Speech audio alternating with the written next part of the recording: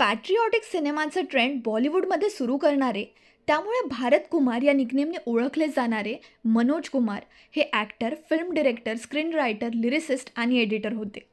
त्यांचा जन्म हा 24 जुलै 1937ला प्रेझेंट डे पाकिस्तानमध्ये झाला.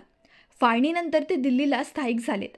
त्यांनी 4 शतकांपेक्षा जास्त काळ हे भारतीय सिनेमात काम केलं आणि 55पेक्षा जास्त सिनेमाचा ते भाग होते. मनोज कुमारांचं खरं नाव हे हरिकिशन गिरी गोस्वामी होतं, पण ते दिलीप कुमारला इतकं ॲडमायर करायचे की त्यांनी दिलीप कुमारच्या शबनम या चित्रपटातील कॅरेक्टरवरून स्वतःचं नाव मनोज कुमार ठेवून घेतलं.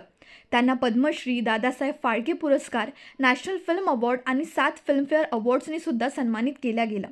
आउटलुक इंडिया या मॅगझिनच्या 2022 लिस्टमध्ये मनोज कुमार यांचं नाव 75 बेस्ट बॉलिवूड ॲक्टर्सच्या लिस्टमध्ये होतं.